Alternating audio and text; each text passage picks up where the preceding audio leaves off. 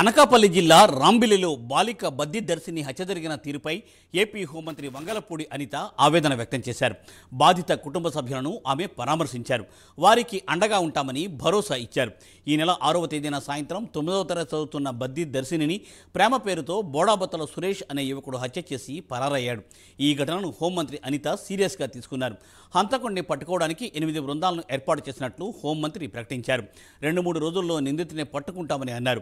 Jail నుండి విడుదలైన సురేష్ మళ్లీ బాలికను వేధించాడని, పోలీసులకు ఫిర్యాదు చేసినా పట్టించుకోలేదన్న ఆరోపణలు వచ్చాయని మంత్రి అనిత తెలిపారు.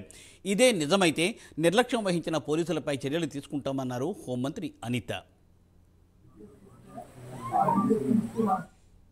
చేయించే పరిస్థితి పూర్తిగా తేవాలి అనే దాని మీద ఇది చాలా బాధాకరమైన విషయం. ఎట్టి పరిస్థితుల్లో నిందితుడిని పట్టుకొని కఠినమైన శిక్ష వాడికి ఎట్టి పరిస్థితుల్లో వదిలే ప్రసక్తి లేదు. అలాగే ఎవరైతే